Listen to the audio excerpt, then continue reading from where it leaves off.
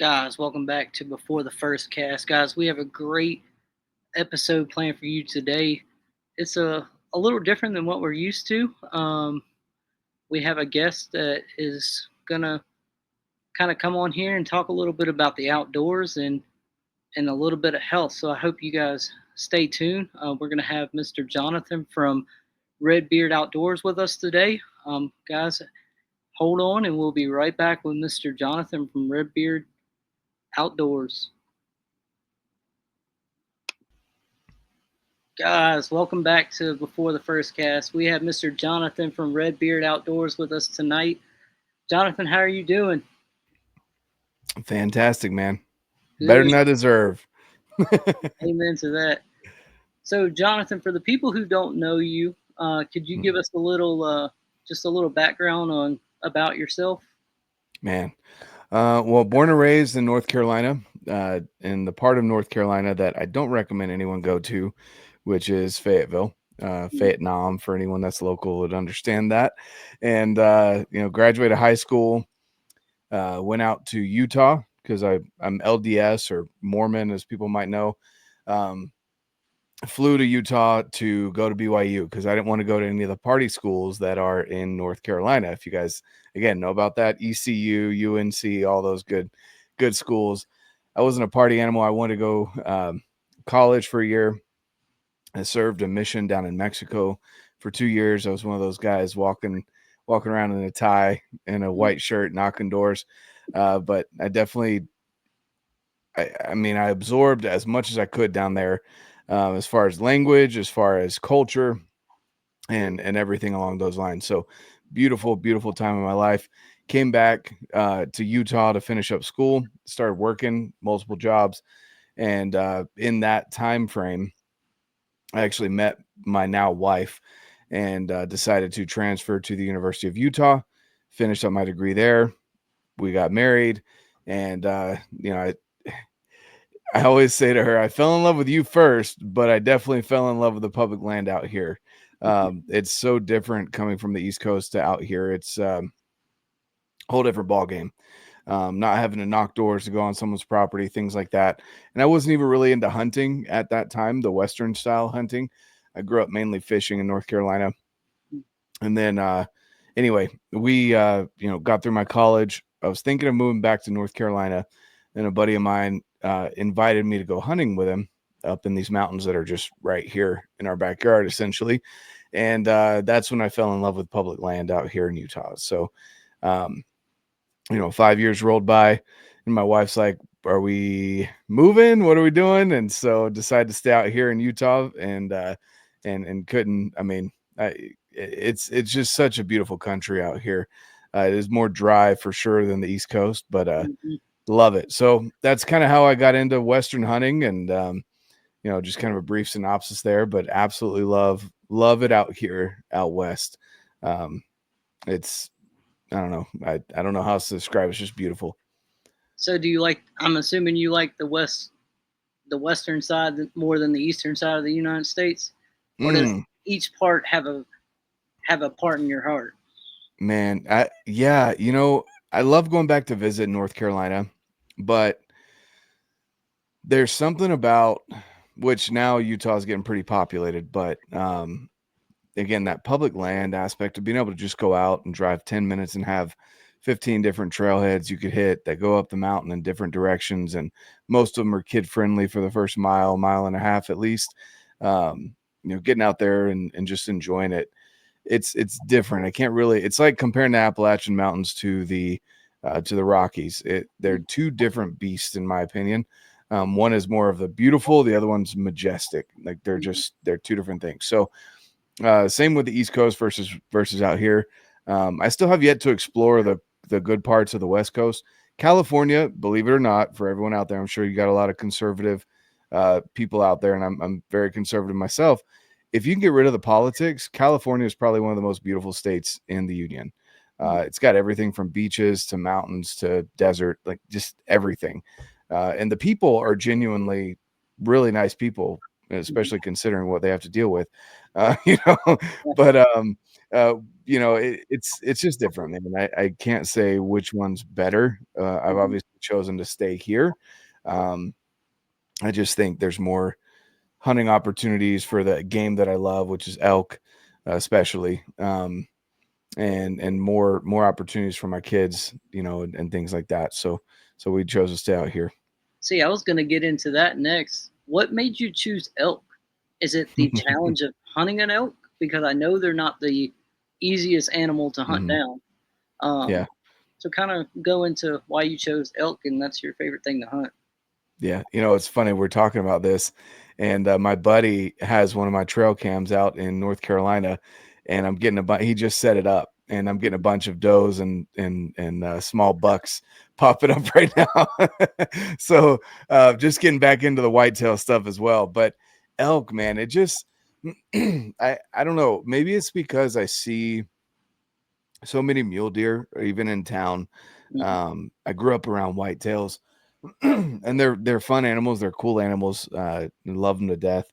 But there's something about elk, and especially elk in September, that just is different. And then the first time, like, I've asked some people that have they heard a bugle before, and they're like, "Oh yeah, I've heard a bugle on YouTube." I'm like, no, it's completely different. I don't care how good of a microphone you have, you can't pick up the resonating feeling that you get in your chest when an elk is bugling. Um, and hearing them piping off across the canyon from each other, and just there's just something about it. And then that time of year, I'm a spring baby, but I love those transitional seasons, whether Mhm. it's the, May, April, May, or, September, October. Those 2 times a year are my favorite. It's not too hot, not too cold. You wake up to nice crisp mornings. It's just there's something about September with elk with a bow that Mhm. just there's so many things to it. I just love it. See, that's another thing with the bow that brings a whole nother challenge or a whole different perspective because a lot Hmm. of elk hunters that you watch on TV or you see hunt, they hunt with rifles, but with a Hmm. bow you have to get up close and personal, and they're not the smallest animal. I mean, Hmm. how is that? I mean, shooting a bow at an elk, like, and then you have to track it because unless you make a kill shot first shot, it's going to be he's going to run. So Yep. I would assume that would be a challenge. Yeah, so and excuse my voice. I was up in we spent all day on the mountain yesterday in Idaho putting up some trail cams because Utah is uh I'm just gonna say they're stupid in the fact that they've gotten rid of you can't have trail cams after July 31st. Hmm. So July 31st through December 31st, or 30th, whatever, the end of the year, you can't have them out essentially during hunting seasons. Hmm. So I went up and put up my trail cams up in Idaho, with a buddy of mine, and it was just hot, dusty, all that. So my voice is kind of all crackly and stuff. But anyway, we as far as hitting an elk, there's a lot of factors that go into archery hunting and even rifle hunting. Some people try and go for the smaller calibers because of kick and all of this stuff. And with archery, some people may bash on mechanical heads versus fixed heads, and there's a lot of things there. I personally believe know your setup. It's very similar to fishing. I'm not an expert at fishing by any means, but you're not going to go and target one fish with or sorry, four different fish, four different types of bass, even with, or even smallmouth versus largemouth, or even just the same lake. It could have different areas. Some bass may live, deep down, and you need to, drop a sink bait down there or a worm, and then other people prefer topwater stuff for targeting certain fish. It's the same with your tackle per se, your archery tackle, based on the elk that you're the elk, deer, etc., that you're going to hunt. And you need to make sure that you're dialed in. You need to make sure that you're shooting your bow. You need to make sure that your arrow's hitting the target straight on, and it's tuned. Is what people would say there is that it's flying out straight. It's hitting the target straight, because it doesn't matter how sharp your broadhead is. If your broadhead's hitting at an angle, it's going to deflect, Hmm. and then you're not going to hit where you want to hit. With a bow, um, elk, deer, whatever, it dies from hemorrhage, which Mhm. is lack of, loss of blood, quick loss of blood. Blood pressure dropping is what causes them to either pass out or faint, and then in turn die. Um, so yes, they may run. Sometimes they don't. Just depends on the situation. You never really know, but you always can. What you can control is you and your setup. And for me, with archery, again, archery is during the month of September for the most part. Actually, here in Utah, we can start next month in August in like 2.5 weeks hunting. And I just, there's something about getting close to the animal that you can't. You could do it with a rifle. It just doesn't make sense with a rifle to Right. do it.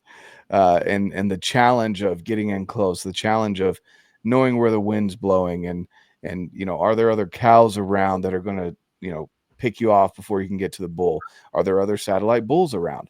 Are you okay with There's so many different challenges with archery hunting in general that it's just fun. It's a lot of fun. And that kind of transitions me to my next question. What kind of health do you need to have to be Hmm. archery elk hunter? I mean, Yeah. because you're Yep. hiking a long way. Oh yeah. Yeah, and I've come to this conclusion where, right now I'm kind of at a heavier point in my life of just being stronger, but also not necessarily in I've got some extra pounds that I could shed, right? And so I've been in various stages of, you know, hiking mountains, whether I was in kind of more of a powerlifting, Olympic lifting style training, to where I was more cardio focused and leaned out really well, and then bodybuilder style workouts. I've it really There is no cure all for the mountains. The mountain's going to conquer everyone. It just is. And I've noticed people that even run marathons, ultra marathons. I've never hunted with Cam Hanes, but personally, people that I know that run a lot still can feel a little smoked up on the mountain because they're carrying weight on their back. And then vice versa, in the times where I felt extremely strong, but if I have extra pounds on my body, I have to pack those up the mountain too. So it, in my opinion, comes back to recovery rate of your heart rate. If you're up there and 5 minutes after you hit that peak, you're still panting and you're still bent over and possibly seeing stars, and like that's not a good place to be.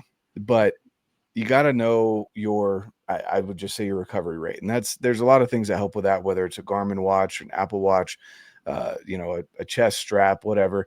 I recommend, if you're going to go out west, Mhm. to incorporate some kind of cardio. It doesn't have to be a lot, but some kind of cardio, or even high intensity interval training style, more of that CrossFit style where you have those high peaks of just redlining. And then, maybe your workout's only 20 to 30 minutes, but you've got those high peaks, and then your body has to learn to recover quickly as well. That's very transitional into the mountains. So if we're talking Western specific, I think that's the biggest thing for people to focus on is eating healthy, getting proper nutrients, staying hydrated. And hydrated isn't just water, you need electrolytes as well. Mhm. And no, it's not Gatorade. Like that's something that Gatorade definitely has pushed on the industry, but you need electrolytes. So there's some great electrolytes out there you can mix in with your water, that way you're actually absorbing that hydration into your muscles and your organs so they can function the way they need to. And then of course, the training, you should be training rucking.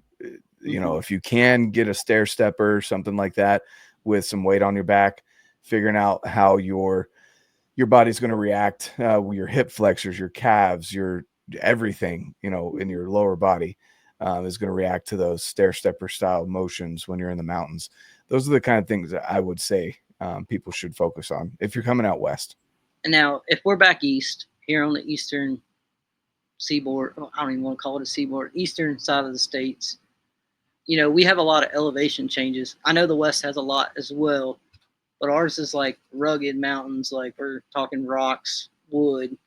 Would you recommend the same kind of training for that as well? changing in If elevation and yeah, if you're going any kind of mountains or any kind of terrain where uh, where you're going to be doing any kind of long hiking, I mean, mix hiking and rucking in there. Definitely make sure your muscles are prepared, and again, hydration and nutrition is a big deal as well. But Mhm, even if you're the guy that pulls up to a parking lot and you can see your tree stand from the parking lot, essentially, uh, the other question for me too is, or for those people, is one, how long are you going to want to be doing this? And for mhm, fishermen too, and it's the same thing. You may sit on a boat, but you've had Andrew Benke on here, and he's been on my podcast as well, and he talks about why it's important for him to be in physical mhm, shape when he's out there reeling constantly. You want to make sure your muscles are dialed in. You want to make sure your nutrition's good. And even though, again, you may be sitting or standing on a boat for hours and hours and hours and not necessarily walking around or carrying heavy weight, mhm, how many more years are you going to want to do this? If it's something you really love, that's mhm. another big question too. Are you wanting to do this well into your grandpa, great grandpa phase, or do you want to do this until you've got kids and then you're kind of like, well, it was fun while it lasted. Yeah, and I think there's similarities to being on the water as there is in the mountains. More so, like the water's unpredictable. Um, Mm-hmm. Really, you can get hit with a rogue wave, knock you off balance. Balance and core strength's really and back strength's really key when you're on a bass boat, especially if you're on there for 8, 10 hours a day. I know Mm-hmm. when I fished in college, I mean, we would be out there 12, 14-hour days just on the boat scanning, and you have to protect yourself like you would in the Yep. woods. You have to wear your protective gear. Nobody likes a sunburn or Nope. sun poisoning. But yeah, I actually just finished listening to that podcast from you guys, which was really Andrew Binky hit it right on the head. Like, you have to protect yourself. You have to be in shape. Um, and you have to eat right. Your nutrition has to be on point. Um, but yeah, I totally agree. There's a lot of similarities in hunting and fishing, but there are also differences. Mm-hmm. Um, but no, I couldn't imagine. It's on my bucket list to come out west and do an elk hunt. Right now, don't think I'm in shape to get up there, but I'll get Mm-hmm. there. Um, but as we transition, I know you're part of First Form Outdoors, and Mm-hmm. I kind of wanted to kind of pick your brain on how you got to be a part of it and what is First Form Outdoors for people who don't know. Yeah, no, for sure. So, I mean, essentially, I've worked with some other supplement brands in the past, and it was nothing like a crazy, awesome paid sponsorship or anything. It's just companies that, local here or whatever. And a lot of supplements are very similar. And First Form's definitely a Midwest brand, being out of St. Louis. Mm-hmm. And I'd seen some of their stuff, but there wasn't a lot of it around here. I think it might have been in a vitamin shop or something. And I'd heard that they're good quality products. I know they cost a little bit more than regular, off the shelf stuff or even stuff you get from Costco. Um, and then I noticed someone at Total Archery Challenge Mm-hmm. was actually doing a workout with me and some of the guys from Mountain Ops, and she absolutely crushed the workout. And she kind of had that Andy Frisella mentality, and she was just fired up and just she was just doing a great job at the workout and getting into archery and all this stuff. And I'd heard of Andy Frisella. I'd been listening to his podcast, so I asked her about First Form, and she told me to go in, and she also said that there was a branch of the company essentially that was going to be started up soon by Jake, Mm-hmm. um, called First Form Outdoors. And so again, having known the brand, knowing Andy, from his podcast and whatnot, I knew it was high quality. I knew the individuals were hard workers, and I said, well, let me throw my hat in the ring and see if I can help build this brand out with my relationships that I had in the industry. And at the time, I felt like there was a new flavor and new discounted something every week from Mm-hmm. the company I was working for they had just gone through a transition as well. And I didn't like that idea of just constantly sell kind of Hmm. deal. They never said that directly, but that's just, the impression I got, and I'm sure a lot of people got. And so um, I threw my hat in the ring and got a hold of Jake and essentially started making plans. We hit it off right from the get go.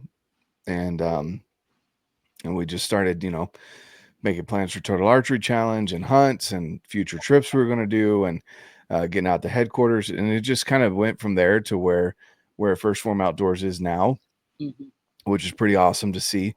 Where they had essentially, I think it was less than 500 followers on Instagram and didn't even really have a logo, and definitely didn't have a portion of the First Form website, to now they've got all those things and much more. And so it's been fun to watch. It's been fun to be a part of, and to actively help grow this brand.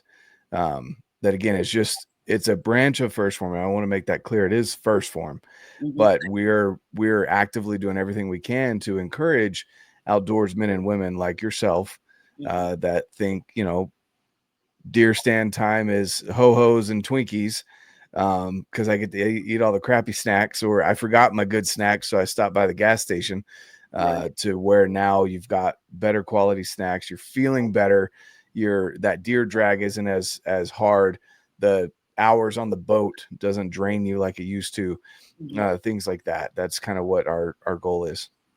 Yeah, I've noticed that you got or First Form Outdoors has a lot of branches off of it. I mean, it's not Mhm. just one particular. It's not just archery hunting. It's not Mhm. elk hunting. You guys have like I think waterfowl. You guys have fishing. Um, there's just a lot of stuff that like Yeah, tactical. we've I got a lot of people into a bunch of different things, along with, tactical games and other stuff like that. So we're trying to reach everyone that we can. Mhm. And so for us being a fishing podcast, is there any plans to grow the fishing side of it of First Form Outdoors? Of course, I mean, we've already done. Was it? I think it was last year. There was a big bass fishing tournament, Hmm. where my buddy Mac Okay. won it. I don't know if you remember seeing that tournament or not, but he ended up winning the tournament. I can't remember how much he won. Uh, we did a line of fishing shirts, Hmm. sun shirts.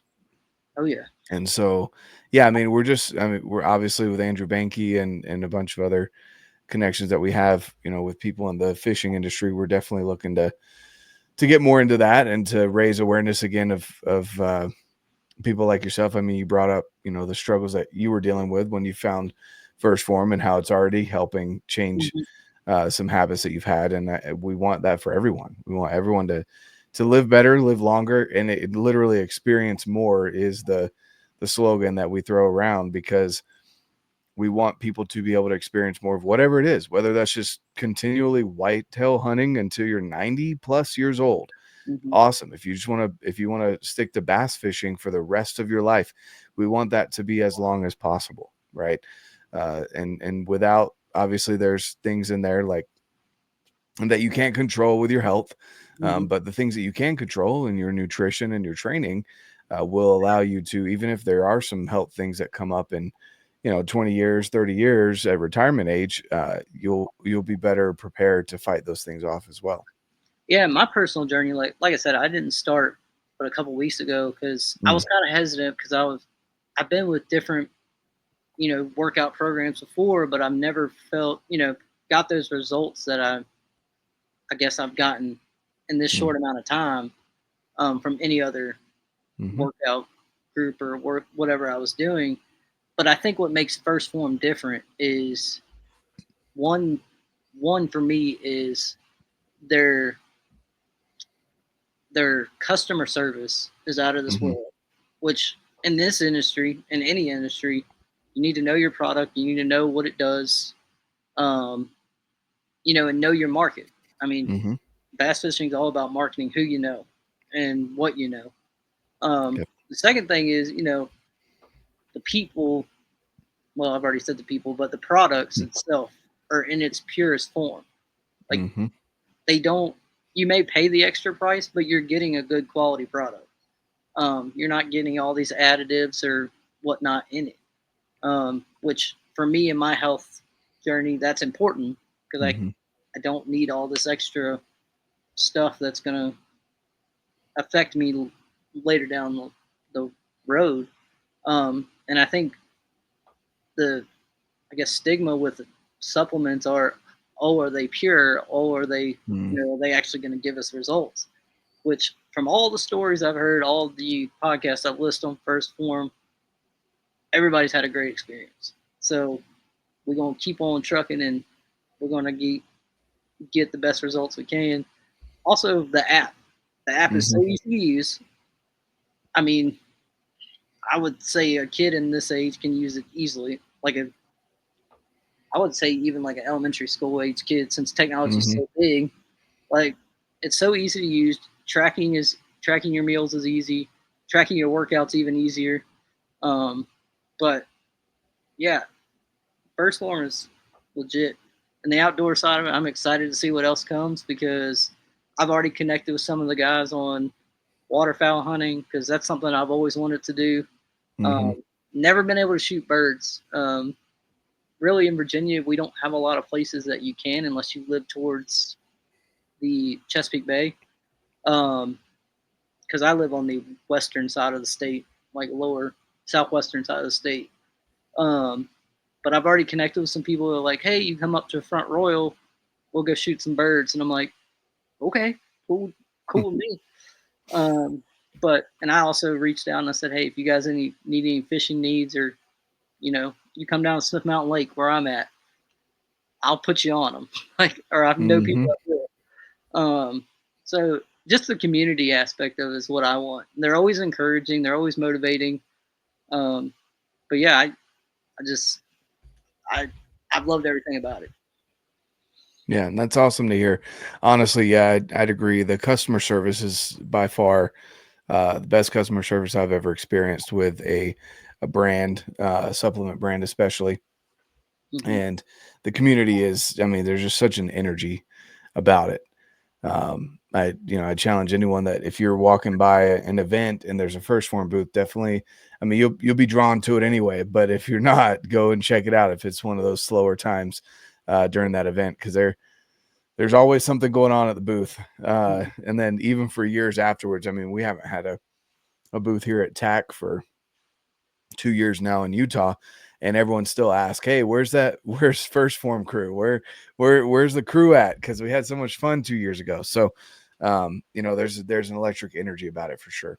Now I do know they come to a hunting expo here in, Hmm. I think it's Stanton, Virginia. They come and do a whitetail seminar, or Yep. they set up a booth there. So Hmm. I've always wanted to go there. It's just never lined up when I'm available, Hmm. because that's only about an hour and a half from me. But no, I totally agree. If you see First Form, you're getting a good quality product. So yeah, I couldn't agree more. For sure, man. Well, we've gotten to the part of the show where I like to ask, where can my followers, my viewers, my listeners find you, First Form, Hmm. anybody they would want to find? Yeah, for sure. So me, I'm everywhere. Instagram's been a little finicky lately, so you have to type in the full handle to find me. But on Instagram, it's red.beard.outdoors. On YouTube, just Redbeard Outdoors. If you guys are watching here, you can see the logo here on my hat. It just looks like that. Um, and then podcasts. I've got a podcast, Redbeard Outdoors podcast. It's been going on uh, going on 6 years almost. So yeah, that's it's something that definitely has been fun. It's been a fun journey. And then with First Form, you can go to the Facebook group, First Form Outdoors Facebook group. Let them know, Redbeard sent you over there, and then we'll get you in the group. So definitely there and Instagram. Mm-hmm. Well, Jonathan, I will also do you a solid. I will post all your stuff and First Form stuff in the description because this goes on YouTube as well, so they can find you there in the description when this releases Friday Perfect. morning. Which technically, it'll once they hear this, it'll be Friday morning. Yep. But again, I appreciate you coming on tonight. It's been a blast. I've learned so much, whether it's archery hunting for elk or just health and fitness. So to answer the question, outdoor and health do go together. Whatever you're doing in the outdoors. But again, if you need anything from us, you know how to reach out to me. But again, thank you for coming on, and I hope you have a blessed day. Right back at you, man.